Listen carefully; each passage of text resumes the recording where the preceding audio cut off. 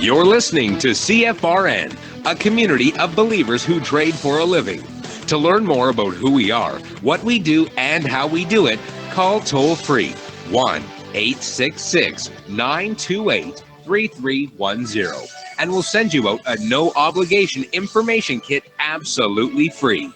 866-928-3310.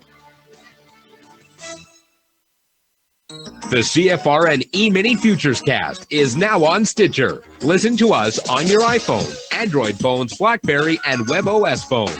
Stitcher is smart radio for your phone. Find it in your app store or at Stitcher.com. Stitcher Smart Radio, the smarter way to listen to radio.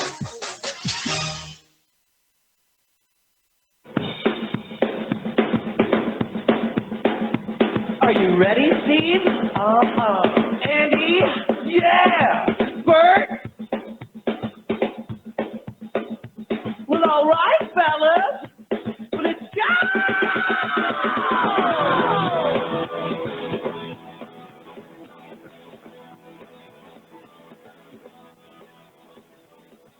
You're listening to CFRN, the Christian Financial Radio Network. Today's broadcast is brought to you by Audible. Get a free audiobook download at www.audibletrial.com/CFRN. Over 85,000 titles. Choose from mystery, romance, religion, science, technology, business, New York Times bestsellers, even children's books. You name it, Audible has it.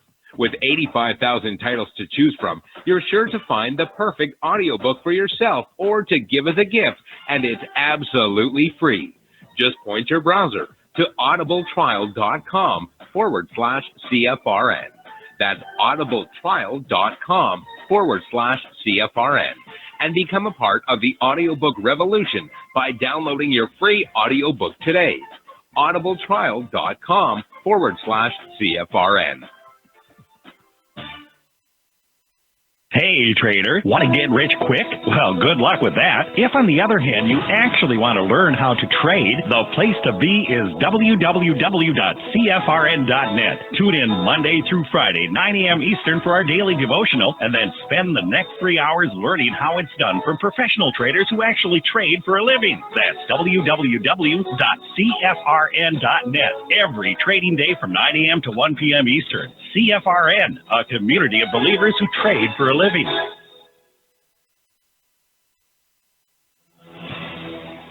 Good afternoon, traders, and welcome back to the CFRN Emini Futures Cast.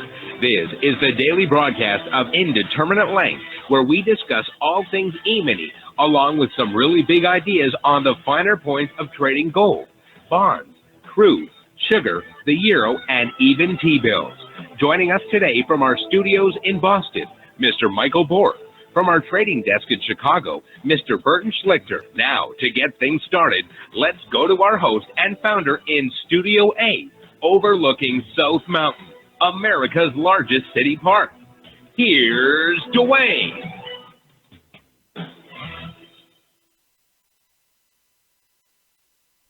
Good afternoon. Welcome back. Today is Monday, the 21st day of May, 2018. Glad to have you with us. Hope you had a great weekend.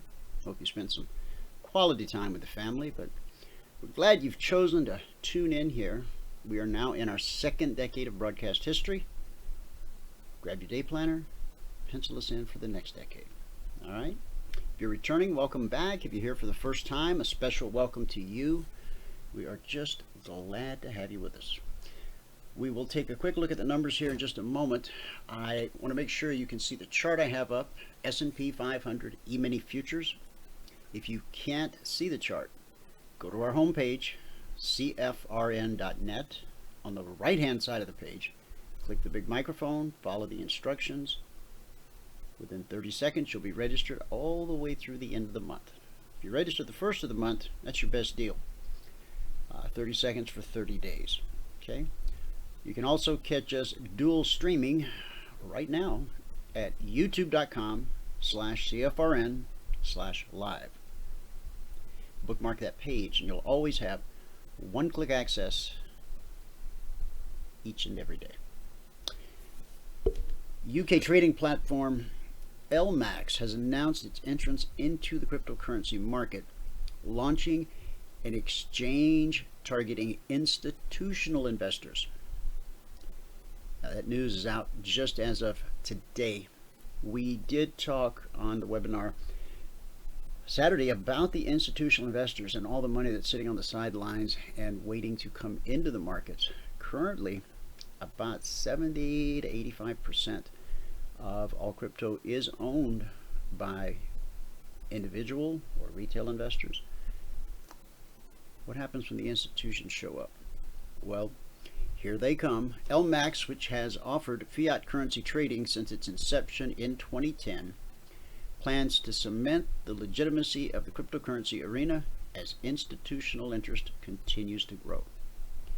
We are furthering the legitimization of the cryptocurrency market by offering institutions a platform on which to acquire, trade, and hold cryptocurrencies securely with high quality, deep liquidity.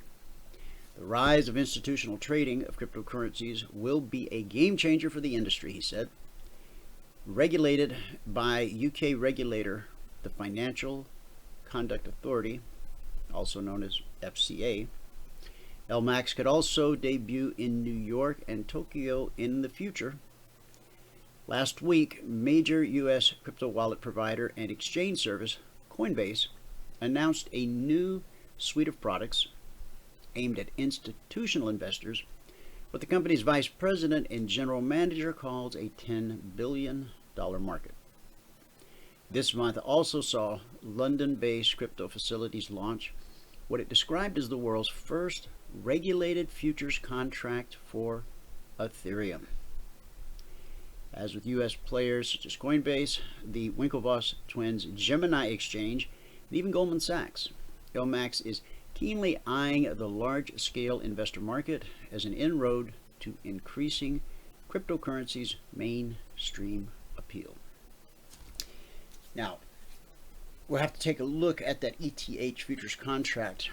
We remember that when the Bitcoin futures contract came to the CME, that was going to be it, the final official stamp of legitimacy needed, and it didn't quite take off.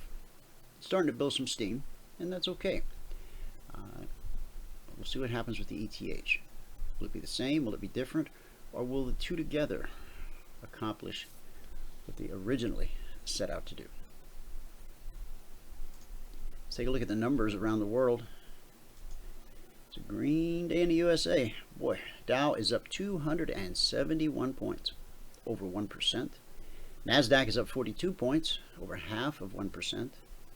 S&P 500 is up almost 20 points, and that's almost 3/4 of 1%. And the Russell 2000 up 10 points, a little over half of 1%. So every one of them a mover and a shaker. In the commodity basket, crude oil up 78 cents, trading 72.06 last. That's a little over 1% for crude. In gold,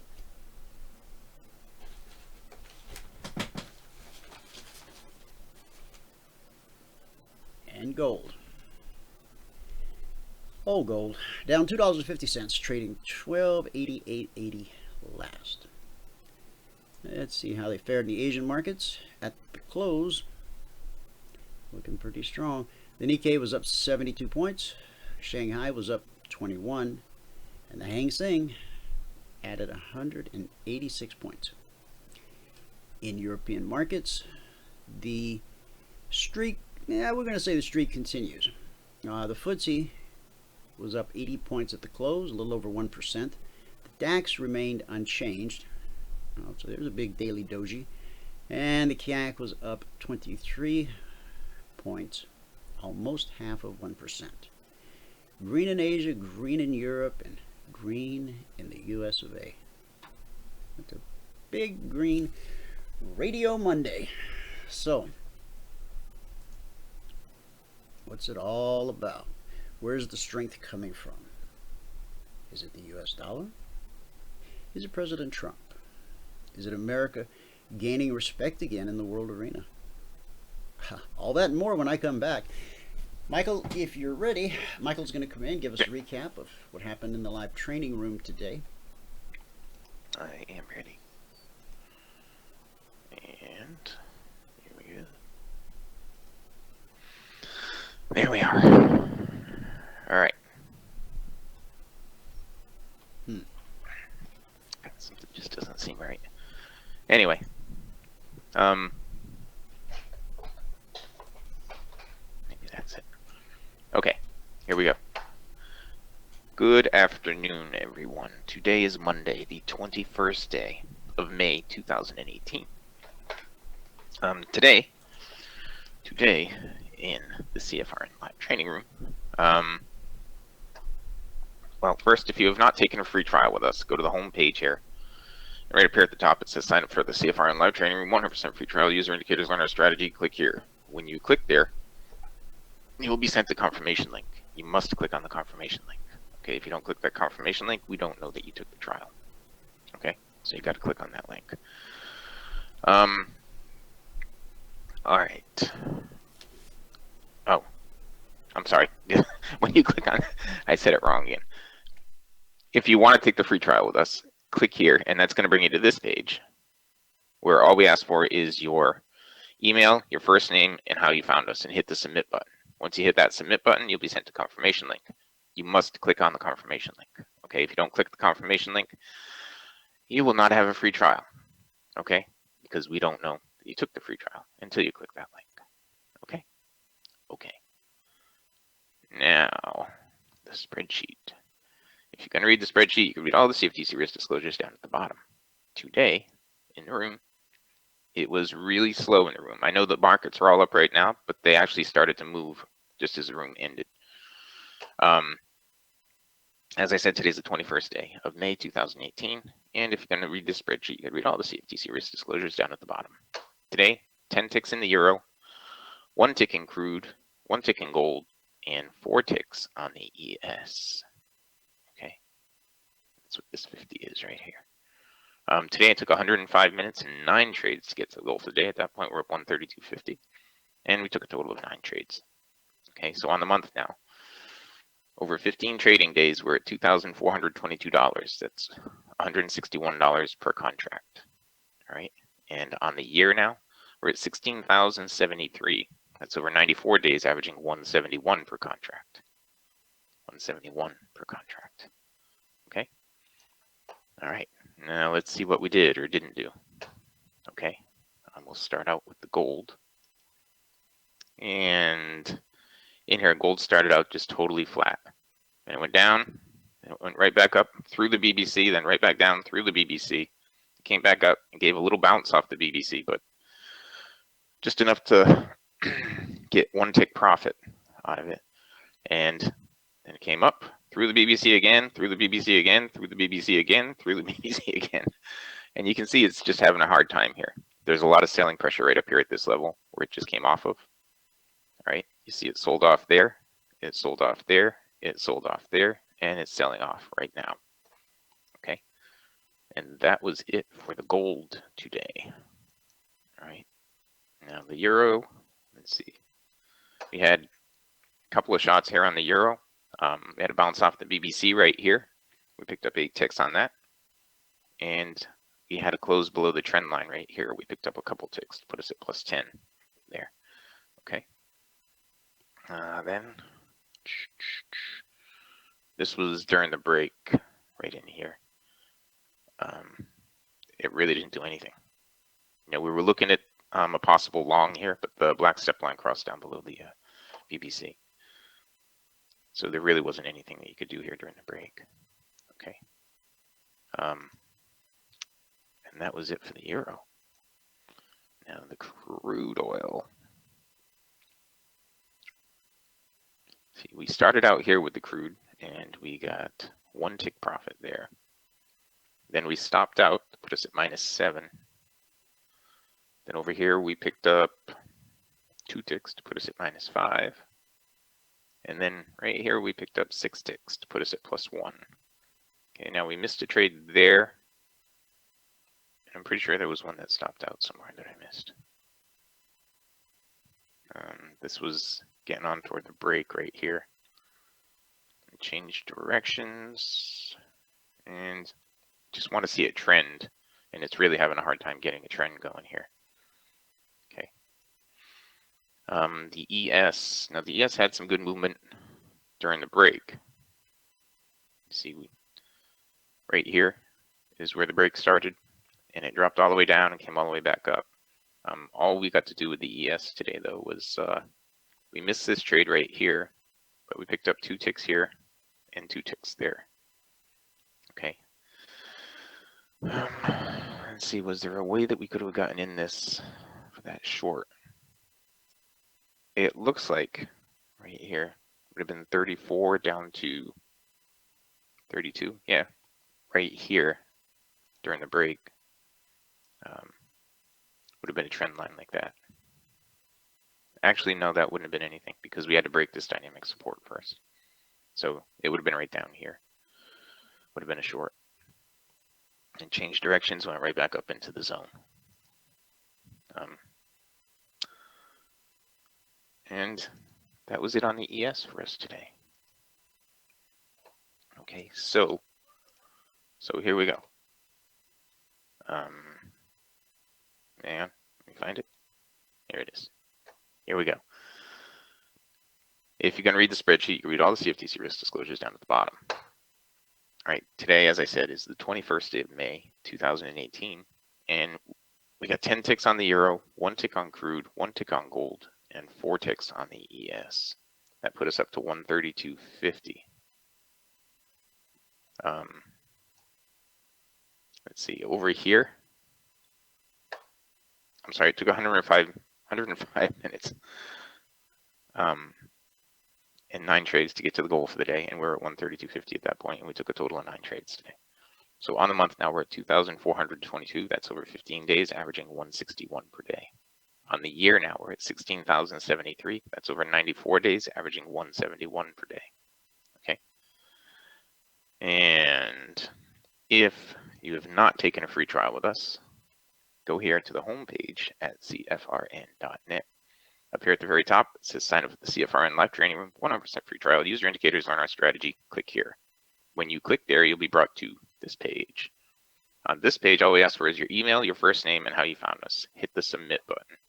Once you hit that submit button, you'll be sent a confirmation link. Okay? You must click on the confirmation link. If you don't click the confirmation link, well, we don't know that you took the free trial, so you got to make sure you click that, okay? Okay. And with that, if Dwayne is available, we can pass it back out to Studio A in fabulous Phoenix, Arizona, overlooking South Mountain, America's largest city park. Dwayne, Here's Dwayne. There's Dwayne. Okay, good. Okay.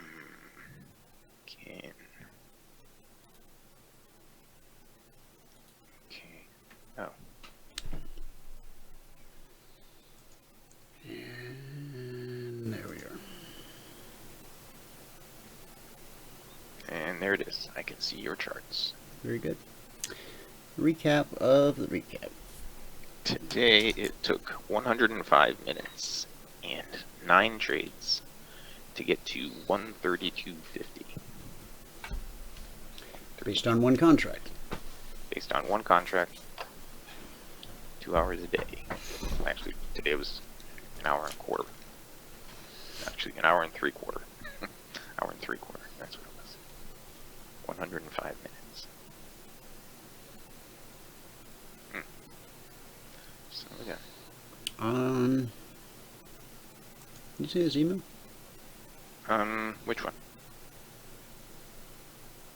From Sammy? Oh, yeah. Okay. Yeah. All right. English isn't his first language, and No, that's why- I wasn't. It wasn't that. It was. Yeah. Anyway, it was just point of interest. Okay. Yeah, So no, what else is I'll going respond. on? Any big news out there today? No news at all. As a matter of fact, in Europe, there's a lot of bank holidays. Most of Europe is on holiday. Oh, maybe that's why the DAX was unchanged. Yeah. Yep. There is. Let me see if I can find that. it is. Swiss bank holiday, French bank holiday, German bank holiday, and Canadian bank holiday today. So we'll make up for that next Monday. We have a bank holiday. We do? What holiday we have? Oh, Memorial Day. Memorial Day. Yes. Always a holiday in the US of A. Okay, let's see what we got here. Okay, this is Bitcoin, US dollar on a weekly chart, which pretty much encompasses the whole life of the thing, or since it mattered. And if we drop down to daily, we can see the bearishness there. So we tried hard to take out 10,000. Now we're trading, well, looks like we got another down leg in store. In the grand scheme of things, I don't think that means a whole lot, but for now, that looks like what's on tap. Yep. And support. We're at support now. We'll see what happens when it takes the run back up. These are last week's zones, I think. Make sure. 27. Yeah. Now this gap opened last night. Look at this thing. Look at that gap. That is a big gap. I was actually expecting a lower open, possibly even a gap lower open, but this thing ran wild, and we hit the zone, last week's zone, came back to the zone, up to the zone, back to the zone, and now on our way up, and that's 10 points from 26 to 36. So 10 down, 20 up, 30 down, and on our way to 40 since the markets opened last night. However, I will say that it's very rare in the S&P futures to see a gap go unclosed. Certainly one of this magnitude. Yeah, that's a big gap. So when does that happen? What causes it to happen? Do we have any? We don't have any big news this week, do we? Anything earth-shattering? Let me go check. Hang on. I think it would be surprising to let them, for them to. It could happen tonight. Nothing tomorrow. For the U.S., there's FOMC meeting minutes on Wednesday, and crude inventories, new home sales. That's the U.S. on Wednesday. On Thursday, we have unemployment claims, existing home sales, natural gas, a couple FOMC guys speaking. And on Friday, we have orderable goods, durable goods, consumer sentiment and inflation expectation revisions, and that is it for the week. So the meeting notes probably the biggest thing. Wait, there was something on Friday. FOMC chair Powell speaks. Powell's going to be speaking at 9:20 a.m. on Friday. Let's see where though. Due to participate in a panel discussion titled "The Future of Central Banking" in Stockholm. So I don't know if that's going to have any effect. Yeah, I don't think that'll cause us too much trouble. No, probably not. Has John made it in yet? Let me check. Check. No. He has not. Okay, did you hear about this company, Location Smart? No. The FCC has taken preliminary steps to examine the actions of Location Smart, a Southern California company that has suddenly found itself under intense public and government scrutiny for allowing most American cell phones' locations to be easily accessed. I had not heard about this. I spent a lot of time on the internet. As Ars Technica reported last Thursday, Location Smart identifies the locations of phones connected to AT&T, Sprint, T-Mobile, or Verizon, often to an accuracy of a few hundred yards. While the firm claims it provides the location lookup service only for legitimate and authorized purposes, Krebs reported that a demo tool on the Location Smart website could be used by just about anyone to surreptitiously track the real-time whereabouts of just about anyone else. Well, now that's kind of a little bit interesting. Even more so that I had not heard of such. And so let's take a look at Location Smart. I guess that's it right there. Now, it's going to be interesting. Oh, they're examining the actions. I guess this means they're still in business.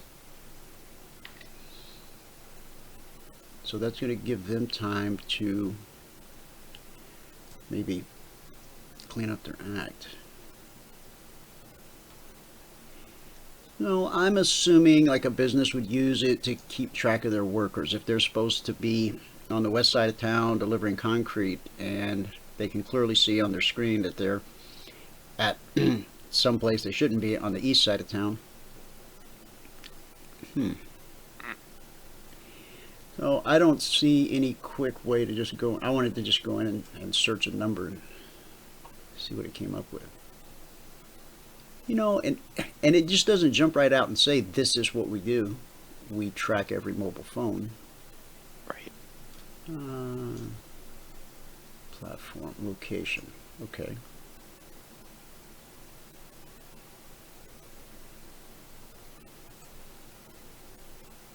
Carrier, cell ID, IP, Wi-Fi, beacons, landline. So, free demo. I love a free demo. What do I have to click so they know I took the free demo? I don't know. Free demo. Well, it said free demo and I clicked it. And this is if this is their idea of a free demo, they need to drop by CFRN. Yeah. So there's no way to just breeze in there and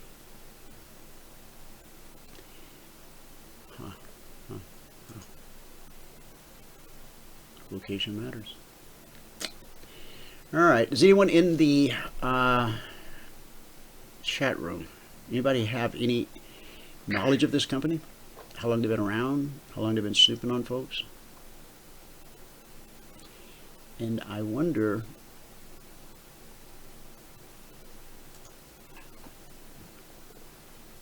frictionless customer access and fraud mitigation. This sounds like a pretty legitimate company. It sounds like what they set out to do was pretty legitimate, but I guess they may have crossed some line. See, when you click it to the demo, this is what you get. That wouldn't happen at CFRN. Oh no, you'd get a real demo. You get a real demo. 5 luxurious days. Right. Yeah. John's still not there. Okay. He may be taking a day off, you know. No, I actually talked to him yesterday. Oh, did you? Yeah. Okay. No, For some reason, I always think he's in England, but he's not. No, he's not. Location Smart has not responded to any direct questions, but it did send a statement saying that the company strives to bring secure operational efficiencies to enterprise customers. The demo tool that was once available, has been yanked from the company's public website. Okay, so if we'd have gone there Friday, I could have pinged your phone and found out where you were. But it's been yanked. Location Smart is continuing its efforts to verify that not a single subscriber's location was accessed without their consent and that no other vulnerabilities exist. Location Smart is committed to continuous improvement of its information privacy, blah blah. Okay. Location Smart is reportedly the vendor that ultimately sold location data to Securus, a prison telecom firm. Oh, there's so much in the world that I don't know about. Senator Ron Wyden shared his concerns over the company's actions to the New York Times in a statement on Friday that the location aggregation industry has functioned essentially with no oversight. He also called on FCC chairman who served as an attorney for Securus in 2012. Man, these they just jump out of one bed into the other. To recuse himself from any related investigation.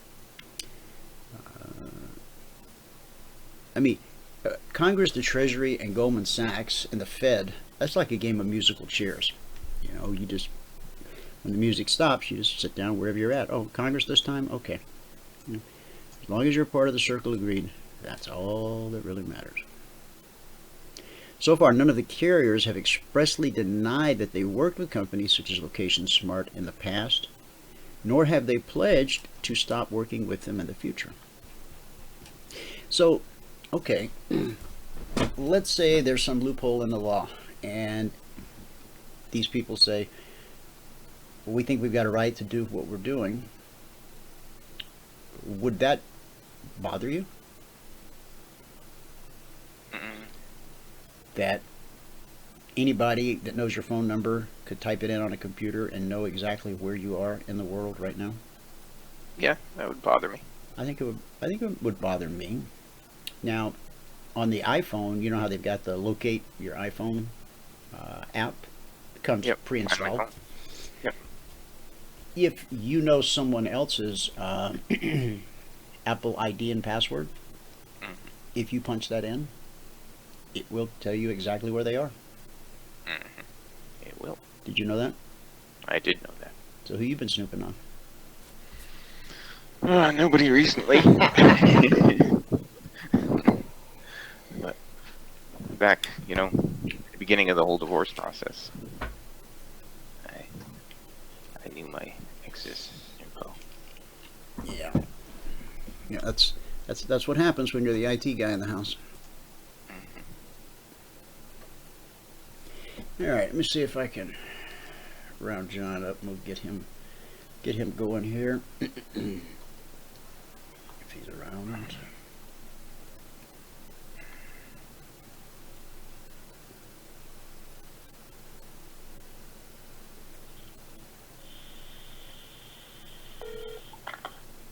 Yeah, that ought to do it.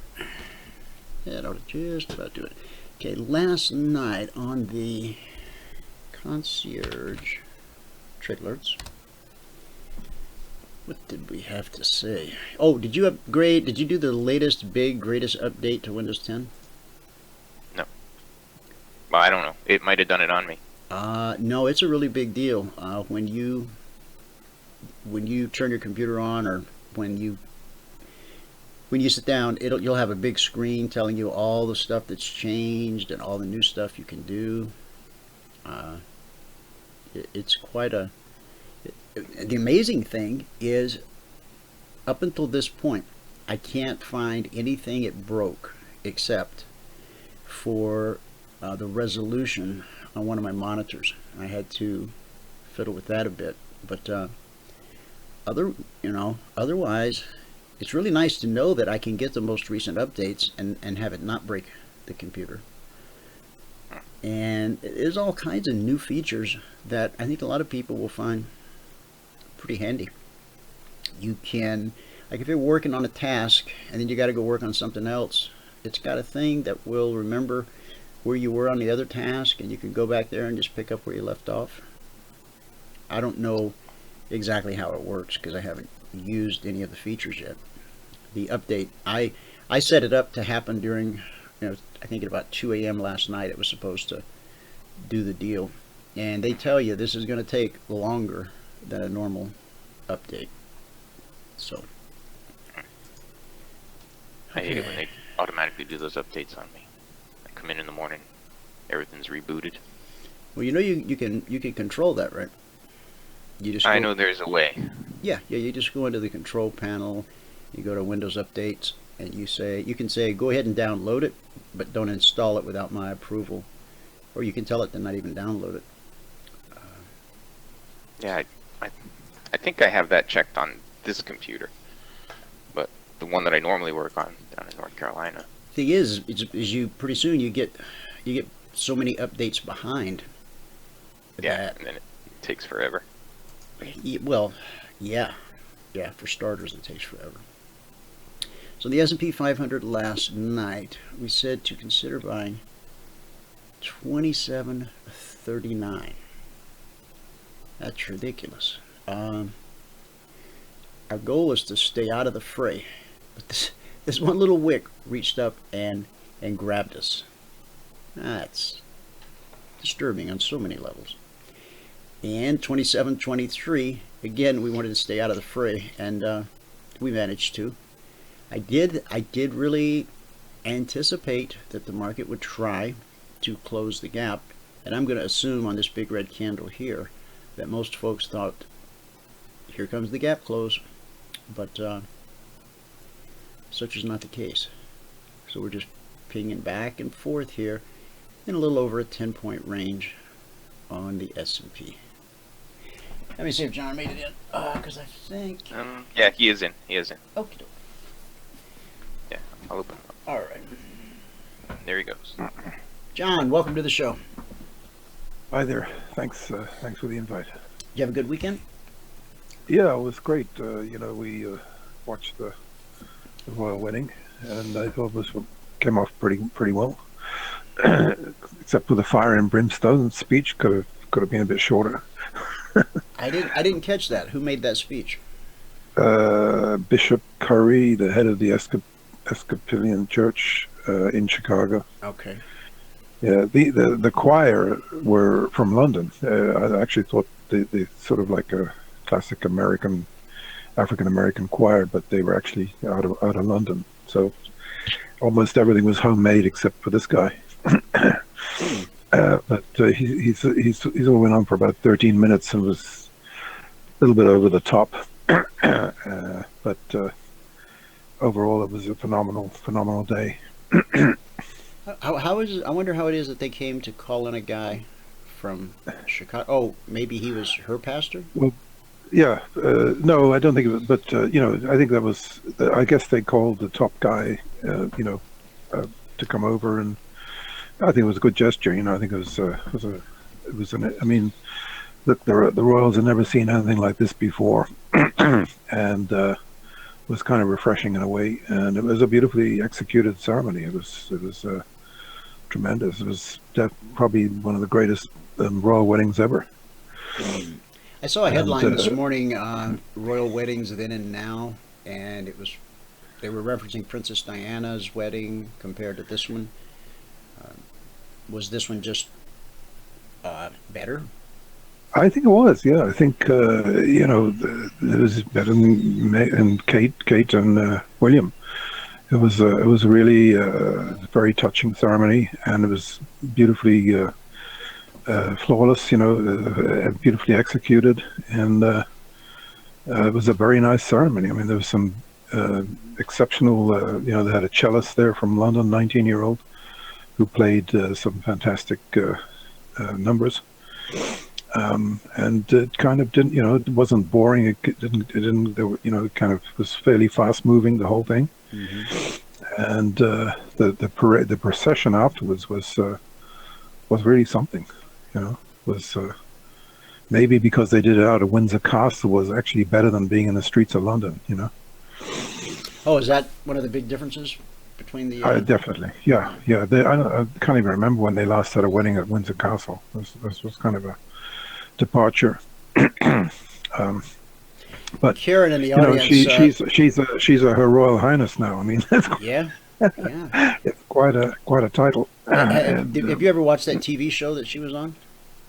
I've seen it a couple of times. Yeah, Suits. Yeah, I watched it. I think the first couple of seasons. Language is a little rough. My wife didn't particularly care for the show, but I thought it was kind of good the way this kid comes in and he's this incredible lawyer, but the only problem is he doesn't have a law degree. Didn't pass the bar. I don't remember the whole story behind it, but Kieran in the audience said that she thought the speech was a little long, a bit of grandstanding. Ken said he thought it was excellent, and you're the first person, other than Karen now, that he's heard say anything negative about it. So, no, I asked for your opinion, and that's what you gave me. So, sure. Well, there weren't any eyes rolling or anything like that, but I think the sense was that the guy just went on a bit too. Well, listen, he started going on about fire and engines, and Really? I think he could have cut that out of this. It was about 3 or 4 minutes of that we could have done without. I think it would have been better. If it had been maybe a 7 or 8 minute speech, it would have been a lot better. Who officiated? Was he the officiant? No. It just was like the British guy, the British high priest, if you like, did a piece, and a few others. It was very well done. I mean, it was very nicely done. But what did they spend on that? Any idea? I think it was about $1.5 million. It's just probably pretty. Not too. That's not much. I consider not too bad. Things considered. Yeah. Probably more because maybe they don't count the cost of the police and the security and the horsemen and everything and all the guards and everything like that. But I think the actual net cost was quite reasonable. Ken said that traditionally that speech that you're talking about is only about 2 minutes long, and in his price tag he said 43 million, and Michael P in the audience came in at 45 million, and then Ken says that 90% of the 43 or 45 million was for security. Exactly. Yeah. Boy, that would have, I hadn't even thought of it ahead of time, but what a heck of a terrorist target that was. I mean, thank God nothing went wrong. Sure. And so where's the royal couple honeymooning? They're not just yet. They're going to stay and do some attend some events, and they think the Caribbean is one option. Maybe the Seychelles or somewhere like that is on the agenda. I'd say they're probably going to the Caribbean and the Seychelles, maybe some other, and maybe they'll go to Ireland. Who knows? Well, they have the ability to go anywhere they want and stay for as long as they want, I suppose. Royalty. It's such a foreign thing in America, but we've had our own brands of royalty to a degree. Nothing in an official capacity, but. Yeah, I think this was a very nice thing to happen because that the audience was bigger in the U.S. than the UK. You mean the television audience? Yeah, that says something. How many were there? How many guests were there? Were there 200 or 2,000? I didn't see it. It's recorded. There were 600. 600, and the 200 to the evening party. 600 go to the church, to the reception, and maybe there were more in the church, perhaps, but and then 200 in the evening reception. Now, years ago, when Princess Diana met her untimely demise, tragedy, there was an awful lot of rumors floating that the Queen was behind this. Did you buy into that, any at all? Well, it wasn't the Queen. They were pointing the fingers at the Duke of Edinburgh. Okay. Yeah. All right. I don't know. It's a bit far-fetched, but because they didn't want to marrying an Arab, I guess, was one of the reasons, which seemed likely, seemed a possibility, put it that way. But all that's changed now. What I was really impressed with actually was the deference they showed to Meghan's mother, Doria. at every level, at every turn, and there was a beautiful picture of Charles with Camilla on one arm and Doria on the other coming down the steps. I thought that was very touching. So they treated her like royalty as well. They sure did. Hmm. And That's good. this is the future king of England. I mean, that's a really big deal. Now, the royal family, the king, the queen, they really have no say in how the government's run anymore, do they? Not really. It's all ceremonial. The opening of Parliament. They do give a speech, kind of like a State of the Union equivalent, where the Queen, talks about the economy a bit and things like that. At the opening of Parliament, and couple of other functions like that.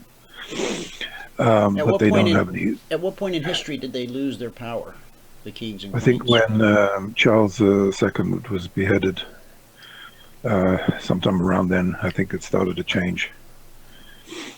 And I guess Queen Victoria had quite a lot of power still at that, probably after Queen Victoria. Interesting. Well, what do you think about this? Who is Harry's great grandmother? I think so. It's not that many generations ago. Mm-hmm. So what do you think about this gap higher open?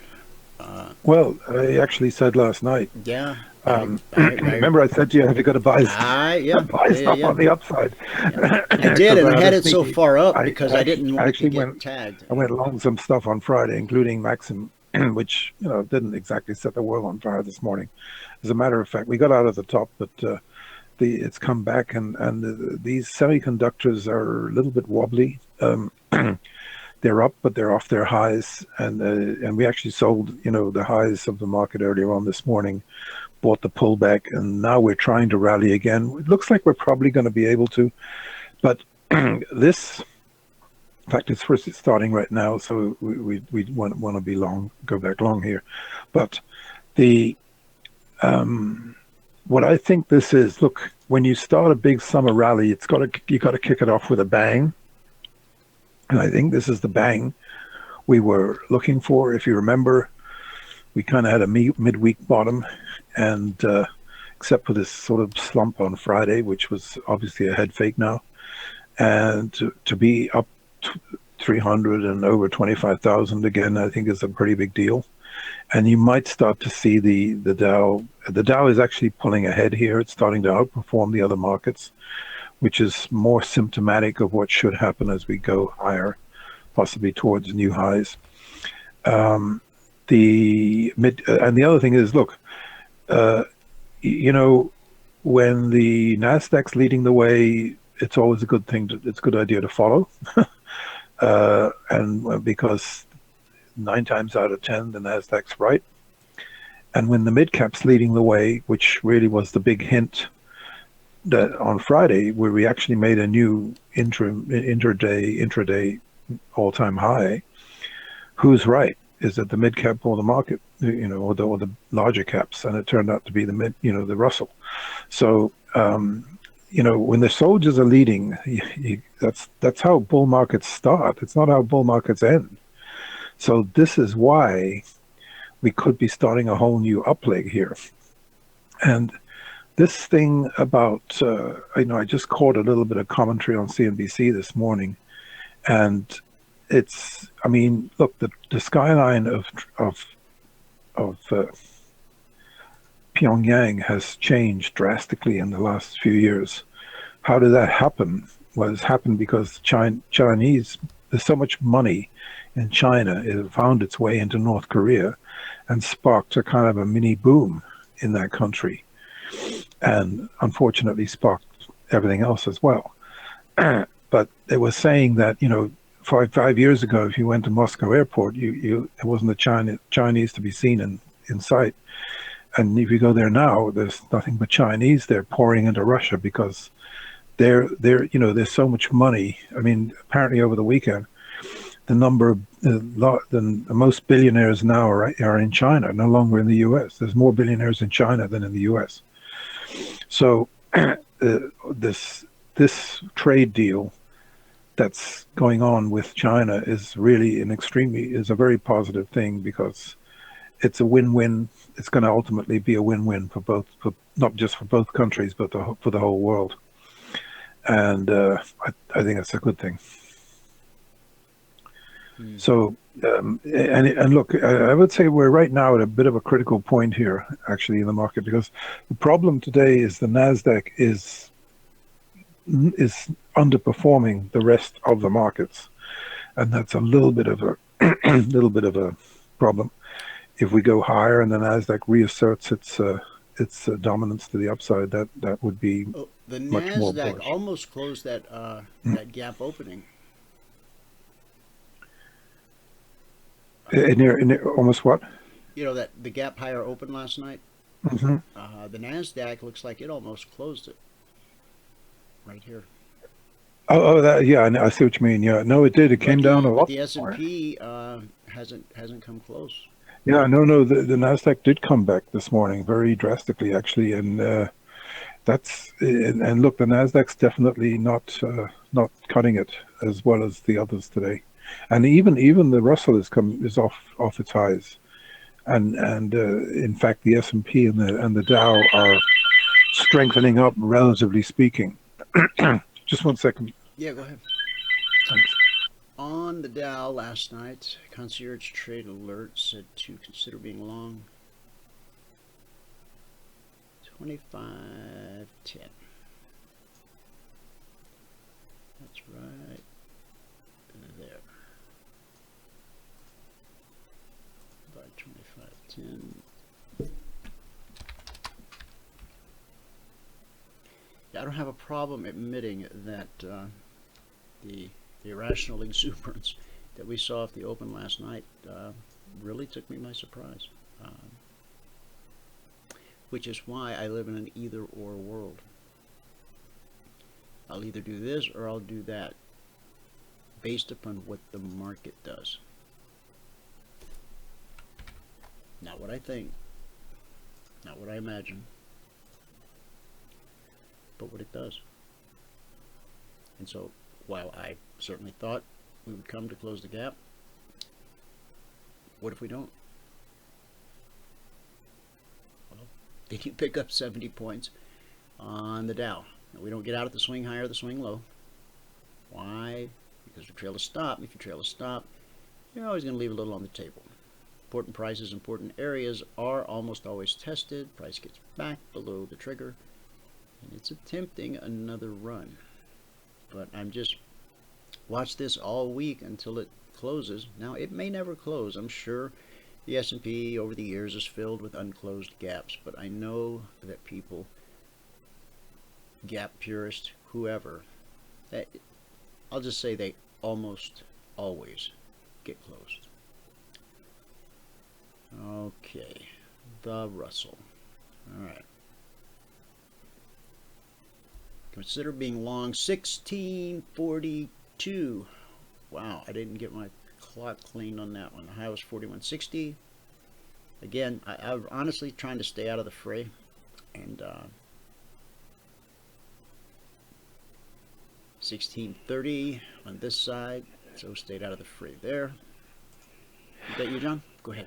Yeah, and you know, the one of the things that you can already see the impact of this whole trade thing. What's going on today? Well, you know, listen, when you're making a bottom, the market tends to test, and it can be very, what's the word?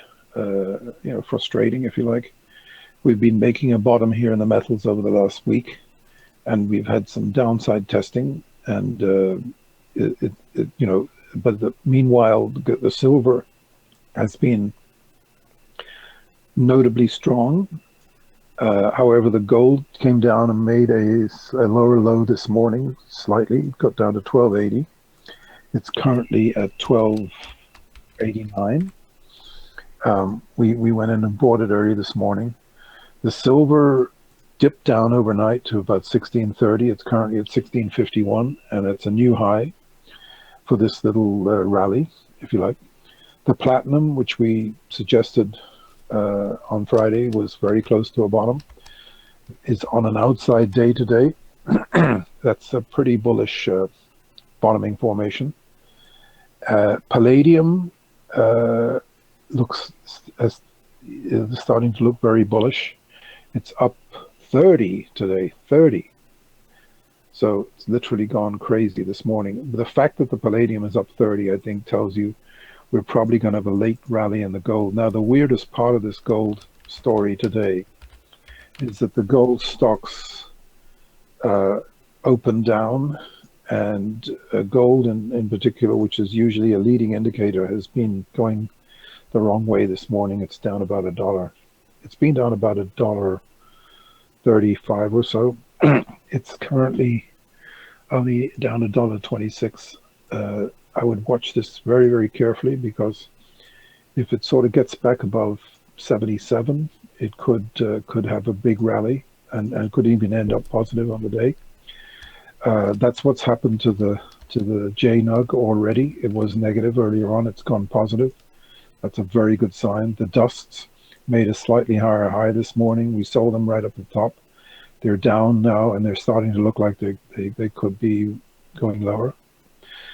Sugar, which we explained last week, was about to explode. Literally did that. It jumped from about 11.50 on Friday to 12.20 this morning. It's Sugar? pulled back a little bit. Is that what you're talking about, sugar? Yeah, SBN. Remember I was saying it looked like the VIX before the January crash or the February crash? Okay, so you're referring to the futures contract. Yeah. All right, so let me try. SBN. I got SB for sugar. SBN 2018. Does that work? I don't think so. Let's see what it does. At intervals not available. Got to go daily. Okay. So it put me on daily. All right, so this is sugar. Yeah, this is SBN 2018. And wow. No, it's not updating for some reason. It should be at 12, this thing right now. I think this particular contract on this platform, I think I only get end of day data. Okay, but you can see what's happened.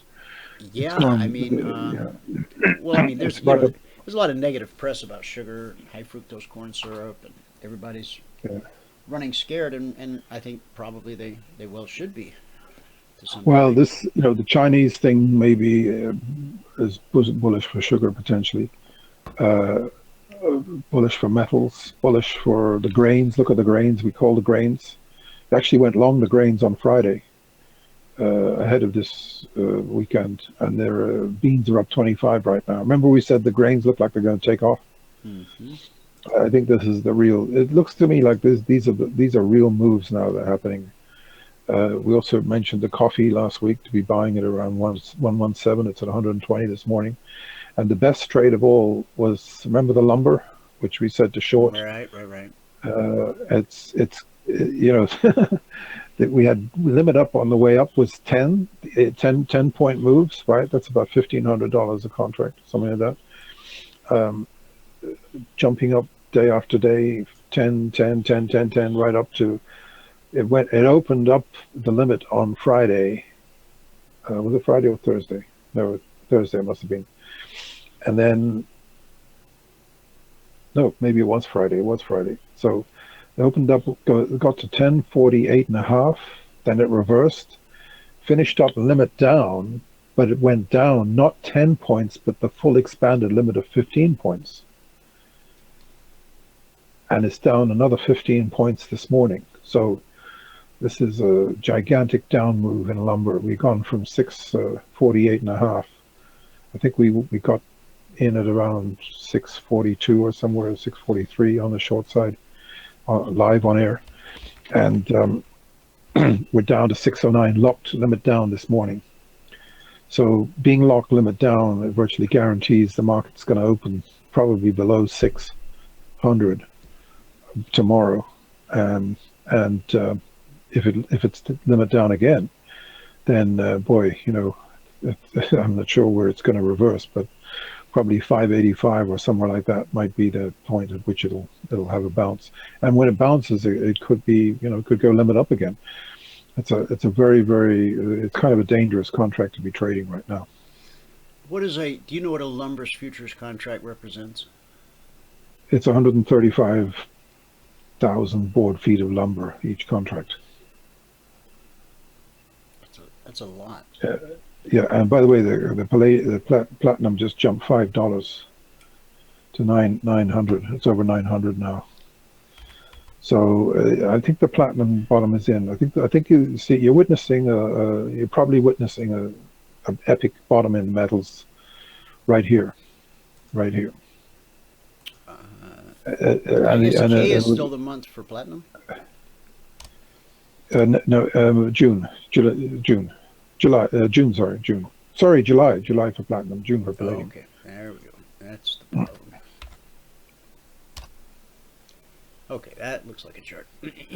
Now this is daily, so we've had a leg and a retracement, and a leg and a retracement, and a leg, and we're into another retracement. But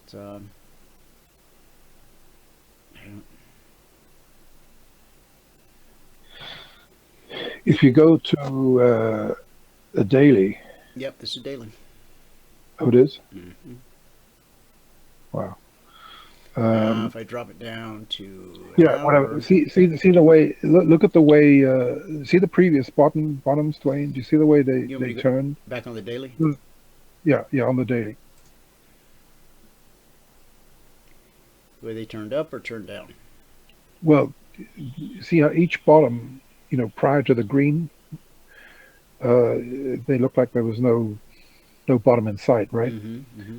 And then you had these, reasonable rallies, especially off the one that happened back in December. Look at the rally we got off that. That was the big rally, 800 to 1040. So I think because we took out the low here in the last couple of days, previous low, all-time low. This is not an all-time low, but it's a decade low right now. Maybe has the use or need for platinum declined? Yeah, look, it's palladium has become the preferred metal, and that's why the price of palladium is much higher. It's actually $100. Sorry, they're both about the same. What are we looking at? Yeah, about $100 higher in price right now. But palladium being as scarce as it is, and the Chinese, they may be putting catalytic converters in their cars more these days than ever, especially any cars they produce for the U.S. market. So that could influence the price of platinum here from now on. Maybe they'll use that more than palladium because it's a limited supply of palladium, really. And it has been up. Remember, it's been to 1100 plus earlier on. So, yeah, look, the fact that platinum, when you see platinum up 14.5 and the gold is still down $1 or $2, nine times out of 10, the gold's the gold should be up $7 based on where the platinum is right now. So it should be up about half. And the silver just took out a kind of a sell signal a minute ago. That's pretty bullish when that happens. And the USLV, which is a silver ETF, is pushing up towards 10. What could happen here today, if this rally continues, and it looks like it may, and by the way, the dollar is also on the brink of breaking 93 here. Sorry, 93.60. Sorry, not 93. It got up towards 94 this morning, but it's come off.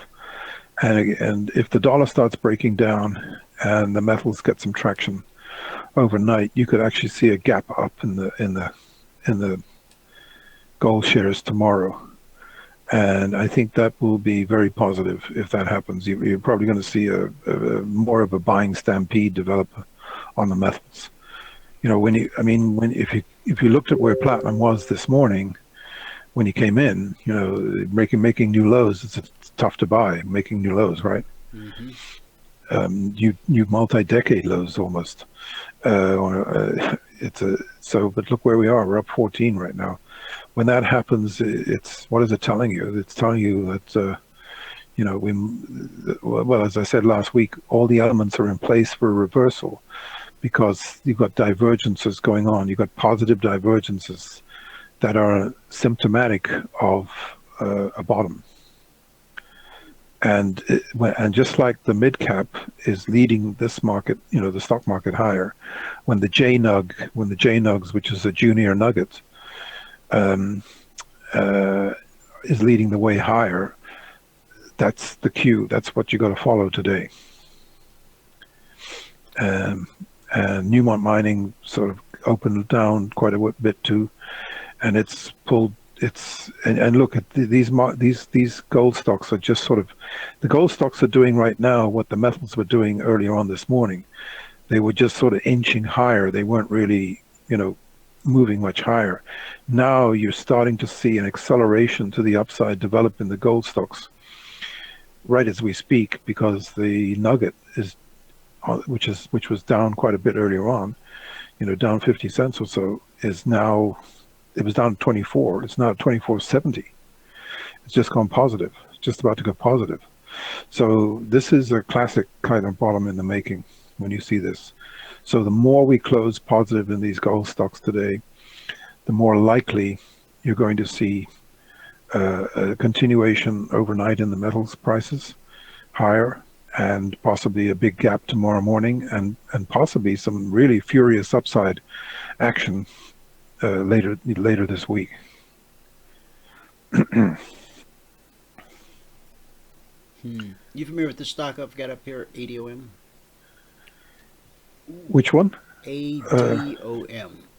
They traded like 10 million shares back on Friday. They gapped higher this morning with the markets. They pulled off the high. But what's it all about? I have no idea. I was just looking for some volume leaders and some high volume, inexpensive stocks. What was it? Emini? I have no idea who they are and what they do. But Emini Electric. Because on that chart, if you if I go weekly, you'll see what I mean. This thing was once $18. This looks like maybe when it went public. Now we've gone from $18 down to under a dollar. I mean, this thing, you know, could take. I don't know. I don't know the story behind it at all. Just from a technical standpoint, it looks like it could rally at least up to $5, I would think. It's got it's got a lot of volume behind it, and the volume is important. Volume's not something we've had to worry about with the S&P or any of the futures contracts that we've been trading for so long. But as I start to look at the individual stocks again and cryptocurrencies, volume is an important part of the equation. No, for sure. Let's see. John, I have a nice divergence on the platinum, and that was from Mike B. And then he said, but technically, still can't help seeing gold test 1275. Bruce says, I guess they're afraid of the left's ramifications if they denied. Bruce, I'm not sure if they denied the black. I'm not sure what you're referring to, but put it out again and I'll take another swing at it. Oh, I see. You're back still referring to the wedding. Oh, Bruce, I see the first part of your question. This goes all the way back to our discussion on the wedding. Why wouldn't they let Charles marry a white American, but they let Philip marry a black American? Now, I think she goes by biracial, but I understand. I don't know. I don't know the answer to that. I'm sure it rattled a few things. But what other stocks do you follow, John, that are high volume? I follow the standard like Nvidia, Apple, Gotcha. all the momentum stocks, Twitter, some of the drug stocks. I did do that upgrade, Windows 10 upgrade that you mentioned yesterday. How did everything went all right? Yeah, I told it to do it at 2 a.m. in the morning while I was sleeping, and when I came in this How long morning, did it take? How long did it take? I don't know because I was asleep. Mm-hmm. But and usually when I do a Windows update, Yeah, we just went positive on gold. We were down to $2 a short while ago. Remember, I said it should be up $7. Just added another $2 here, so we're starting to get an upside acceleration here now in the golds.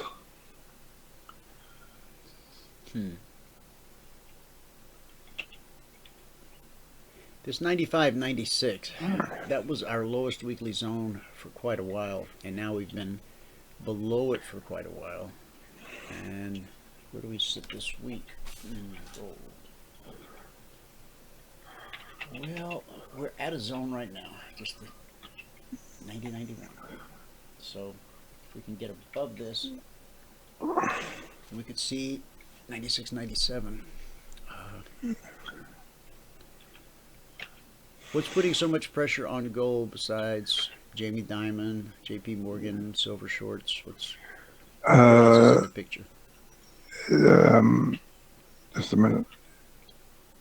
The dollar is a problem, but the dollar is breaking down. Yeah, this Kudlow guy was on this morning trying to talk up the dollar, and he did manage it for a while, but I think the dollar said, we're not paying any more attention to you. We're going down. And I listened to Mike Norman on Friday giving a kind of a recap of the week, and he said, look, this is just a dollar bounce because of political and other reasons, and it's short-lived. If you don't, because the dollar is now starting to focus on, and the gold is starting to focus on the coming rate hike. We're counting the days down on that, and when it happens, you're probably going to see a very big move up in the metals, and probably a very big down move in the dollar, because this will be the eighth rate hike, and if you don't, as Mike Norman says, if you don't believe that rate hikes are bearish for the dollar, then why is the Argentinian peso making new all-time record lows when interest rates are 40%? And that's exactly the point. When the dollar starts going down, interest rates move up to defend the currency, to kind of so if we get a repeat of if the Fed is behind the curve and inflation is around the corner, and they end up raising rates 18 or 19 times like they did back in 2007, you can be virtually certain the price of gold is going to double over the next couple of years, and the dollar is likely to fall 40 or 50%. And it's in the karma, it's in the charts, because we're in a 7-year downside in the dollar. And I'm telling you right now, sure as night follows day, there's no more reliable 7-year cycle than the US dollar. You can just go and track it back. Look, it's pretty simple. The last significant bottom was 1995. In fact, 1994, there was a top in gold, rebound off the 80 all-time high. And then there was a big slump, and I actually was at an investment conference, and everybody in the conference was saying, get out of dollars, go into Swiss francs and gold. And that was the worst thing you could have done back in 1995, because the dollar was bottoming and had a 7-year bull market right up till 2001, right? 2002. And then we went from 2002 down to 2009 bottom, and then we went from 9 up, 7-year cycle up to 16, right? So the dollar peaked in 16. Remember how bullish everybody was at the turn of the year, 15, Mhm. 16, Mm-hmm. or 16, 17 rather. And now we're 15 months, 18 months into this, and the dollar's been down to 87 or so, or 80, 88. It's had a bit of a bounce, and it's probably starting its next leg down right now. And consequently, gold is potentially starting its next up leg from here. And I believe this up leg will be very, very powerful. You think we're going to close the gap on the S&P?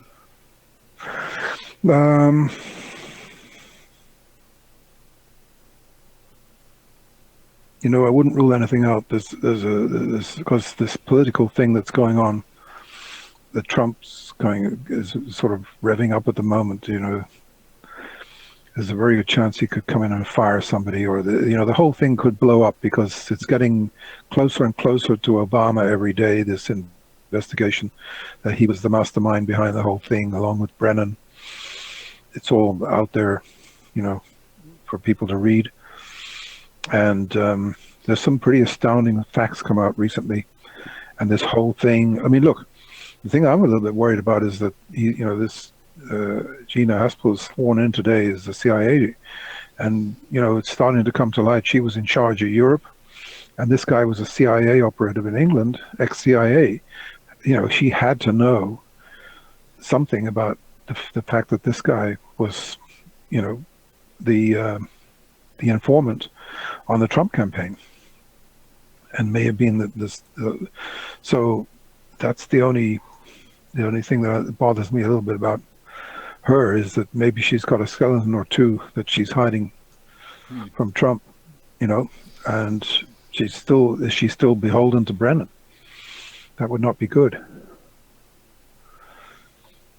because she's a kind of a protege of his, The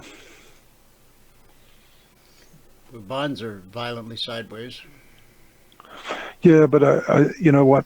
They're not even rallying. That's the point.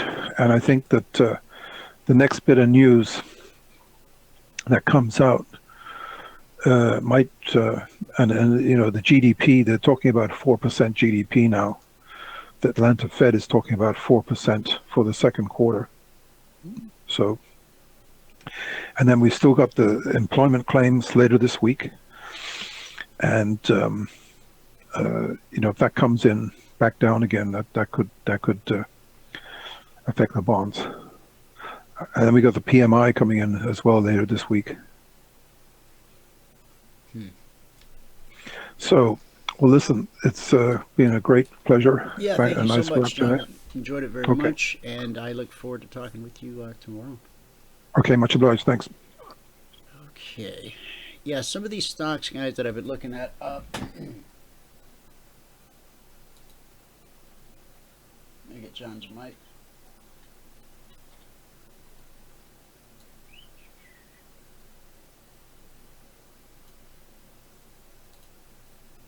There we go. Okay. These are not companies that I'm familiar with. They're not companies that I'm invested in. They're companies I'm going to start watching. I've talked about with stocks, you don't get the leverage you get in futures. We're close. And looking at lower price stocks can be risky. Not that, overpriced stocks can be risky too. I remember when Yahoo traded for 400 and change. Have a look at it today. But just pulling off of some list I found on the internet here, and these numbers I think are current for today. A company called Acres Biosciences, AKER. Now, they've traded 25 million shares today. 6 cents. High of the day has been basically 7 cents. Low of the day has been 5 cents. So while there's tremendous volume, no real volatility. Now here's some volatility. OPKO. OPKO.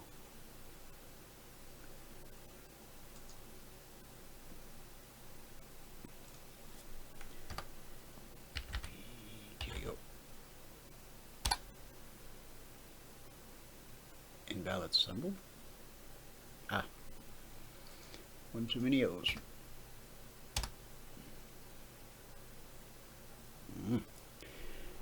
Okay.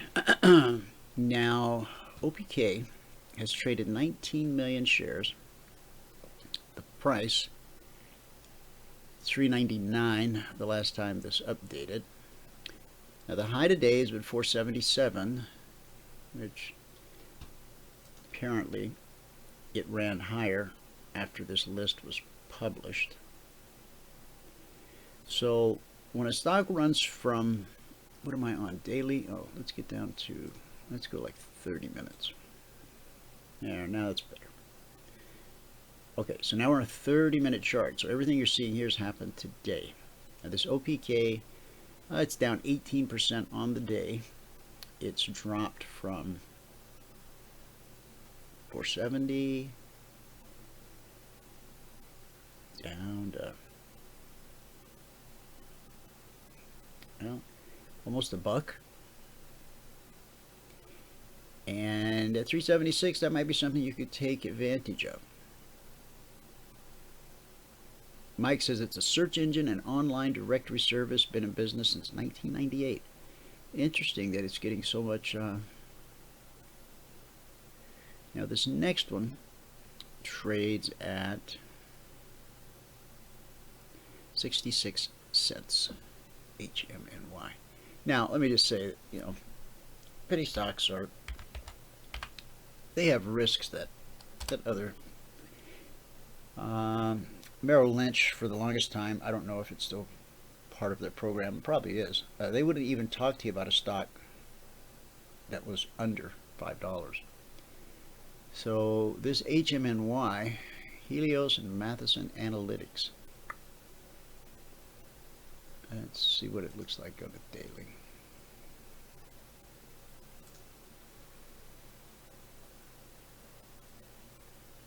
About the same. It was once $36. It's now 65 cents.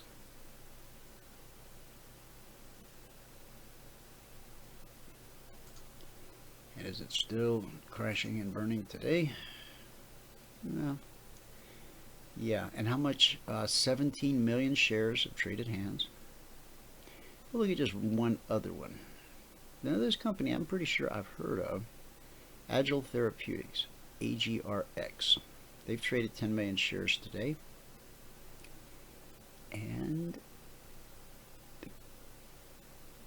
the low is 58 cents. The high was $1.02. Now that's some volatility. AGRX.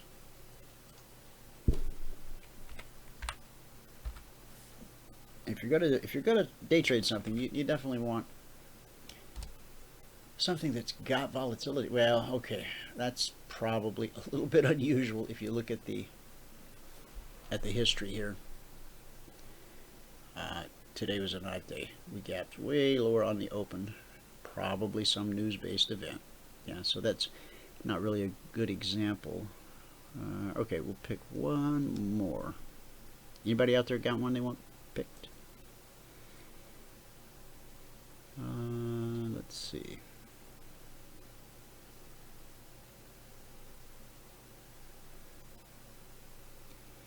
Now, this one's interesting.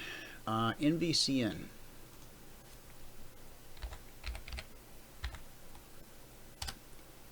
NVCN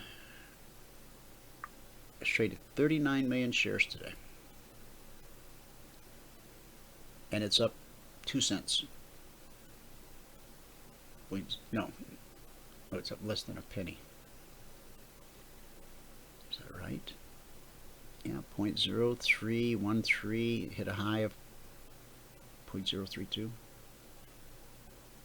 And you got this little double top here, which could send it back down.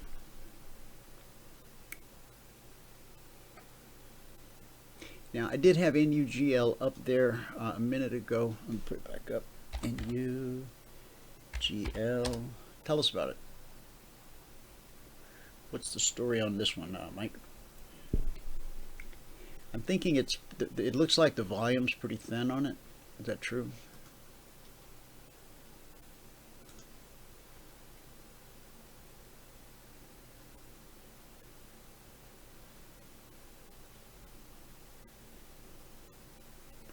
Yeah, here's the daily chart. And what do these guys do?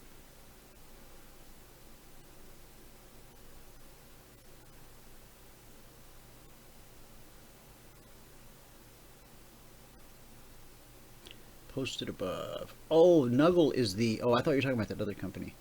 NUGL is a search engine and online directory service. Been in business since 1998.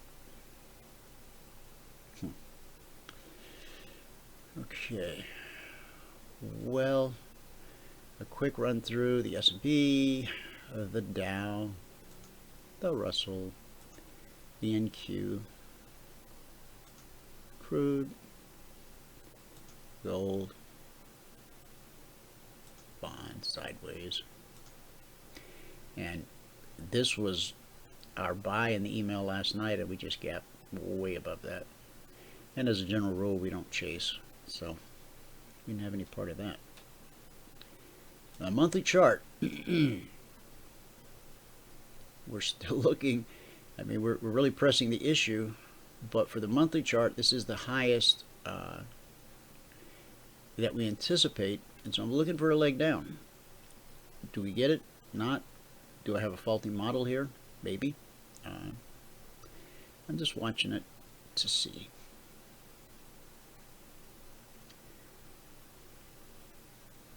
If we get through this week without the S&P closing that gap, I'll be surprised. Very much so.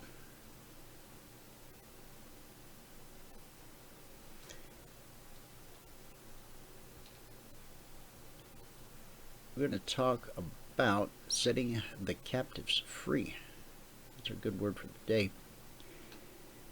Exodus 3:8 says, I have come down to rescue them from the hand of the Egyptians and to bring them up. For 400 years, the Israelites were enslaved by Egyptian taskmasters who oppressed them and made their lives bitter. Many of us can relate to their feelings of helplessness when we think about areas in our own lives where we struggle with habits.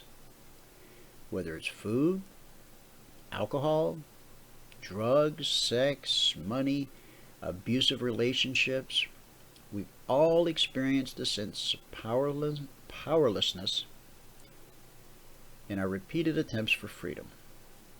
Failure can produce chronic hopelessness to the point where you just give up. You just give up. You stop trying. Broken and crushed, Israel cried out to the Lord, and he responded, I have indeed seen the misery of my people in Egypt.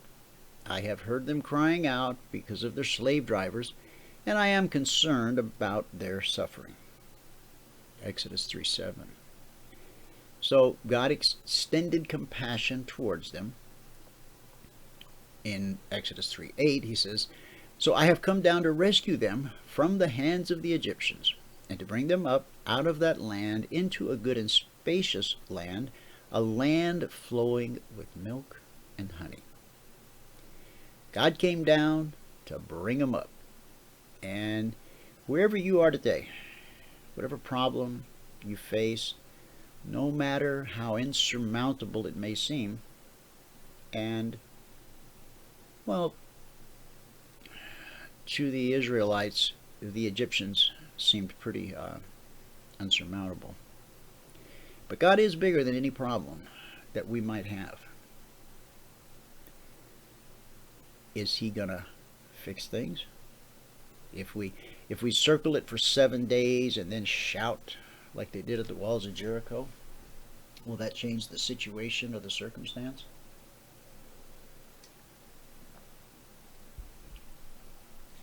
Well, will it?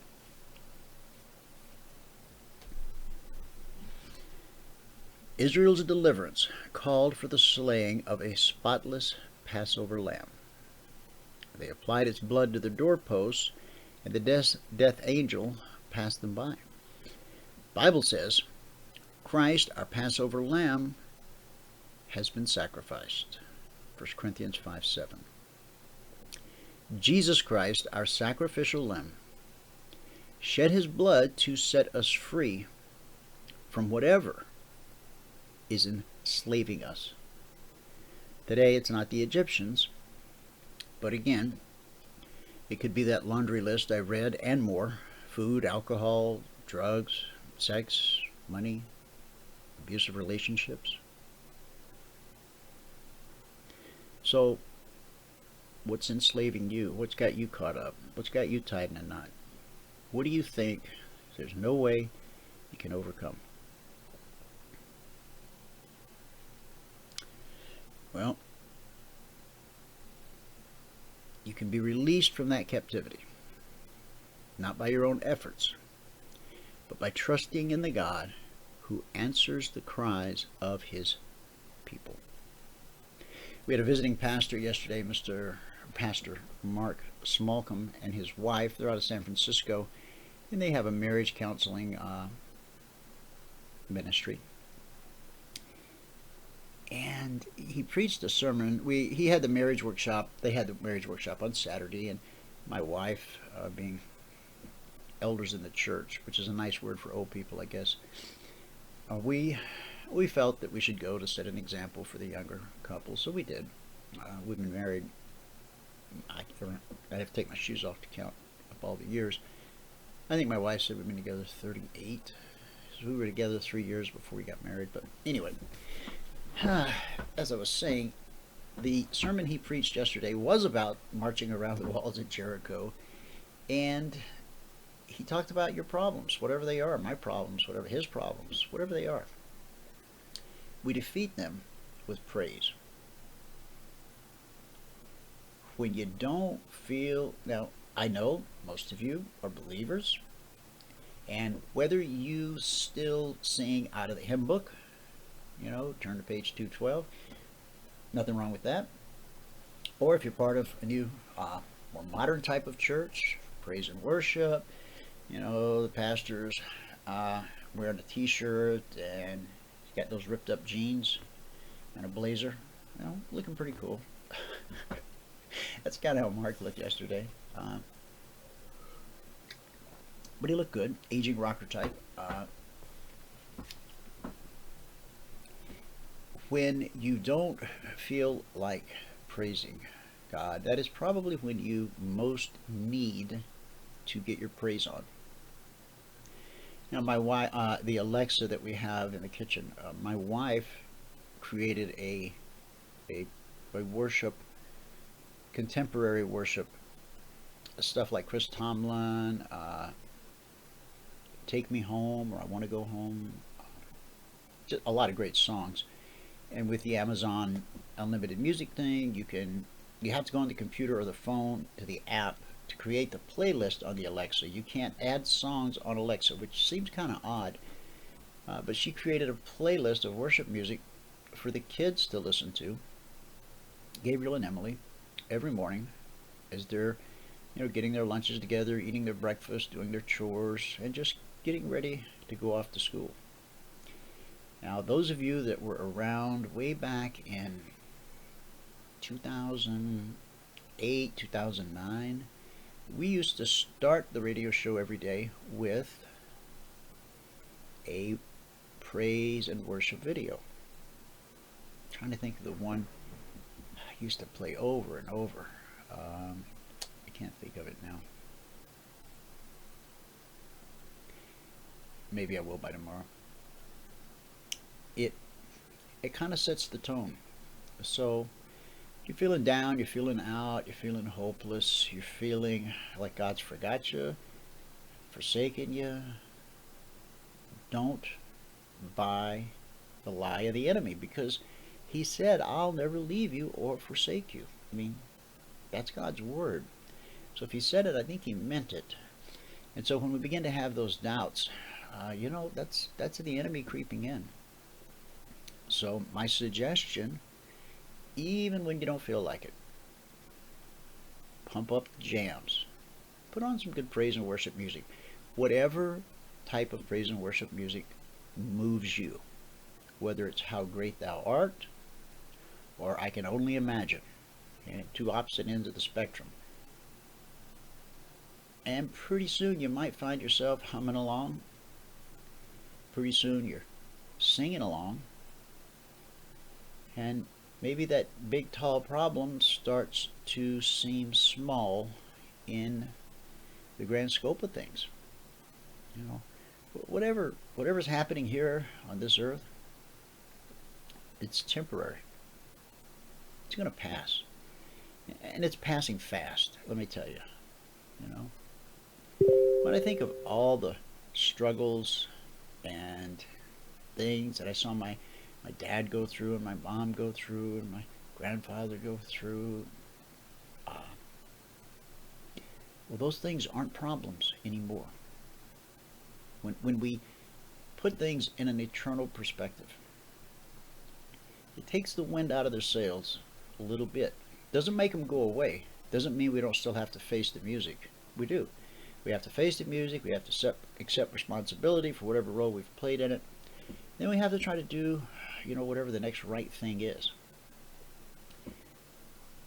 But doing it, knowing that God is right there with you, standing beside you, in the middle of it, in the thick of it, encouraging you.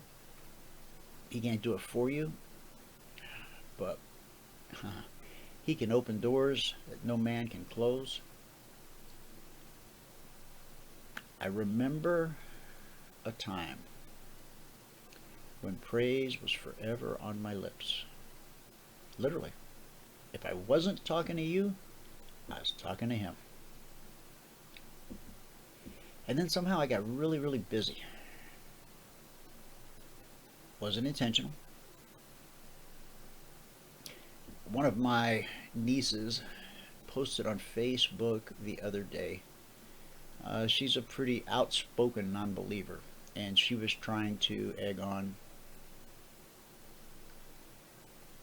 Actually, here's how it really goes.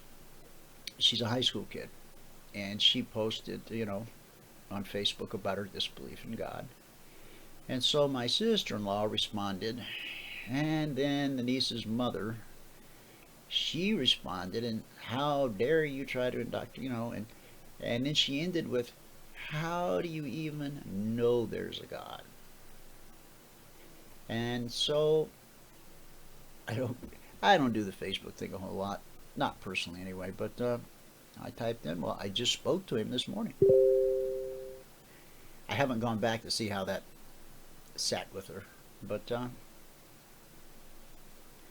how do I know God's alive? Is it because of the report of a couple of hysterical women standing in front of an empty tomb?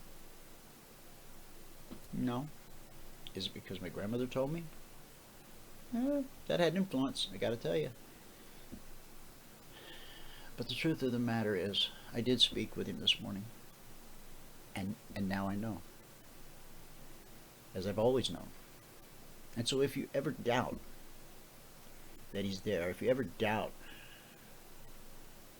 that He wants what's best for you, if you somehow think He's forsaken you or forgotten you, or doesn't care about you and your problems because you've just screwed up so many times, why don't you talk to Him? Why don't you ask Him, what do you want me to do? What do you need me to do? An ever-present help in time of need. You can be released from your captivity, whatever it is, today. Not by your own efforts, not by your own strength, your own wisdom, but by trusting in the God who answers the cries of His people. And for me, fast track, shortcut, whatever, has always been through praise and worship. So once I discovered it, I grew up in a church where it was the hymnal, and it was turn to page 225. And I wasn't too excited by all of that. gosh, we only had a piano in church when I was a kid. We didn't allow, it was ungodly to have guitars and drums and such. At 37, when I discovered K-Love, that was the first time I had ever heard contemporary Christian music. I didn't even know it existed. I was blown away. They're a non-profit station. They're in every city in America. It's a national broadcast. It's carried by transmitters in your local area. It's a non-profit. You don't hear any commercials. The music, I couldn't believe there was all this. The enemy doesn't have all the good music anymore. I became their biggest salesman. I mean, everybody I bumped into in these Christian circles, have you heard of K-Love? And most people would go, yeah. Oh, okay. But every now and then somebody go, no, what's that? And then I got to tell them. And often at church, I would just, whatever my new favorite contemporary song was on K-Love, I'd build a sermon around that thing. Because the songs are usually based on scripture. First time I figured that out was pretty eye-opening. Anyway, all right, guys, we're going to wrap it for this Monday, 21st day of May 2018. Thank you so much for tuning in. Whoever you are, wherever you are, may God continue to richly bless you with His mercy and with His grace. I'll see you at the bell.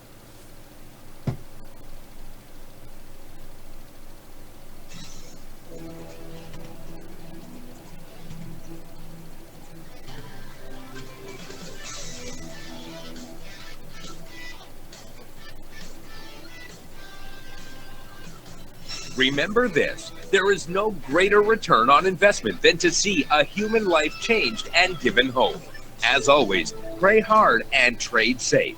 Any financial information discussed on this show is simply the opinion of our host, Dwayne Reeves, his co-hosts, and guests. To learn more about trading Emini Futures or to take a 1-week free trial in our live trading room, call 1-866-928-3310. 866-928-3310. Information discussed on this radio program should not be construed as a recommendation to buy or sell any security.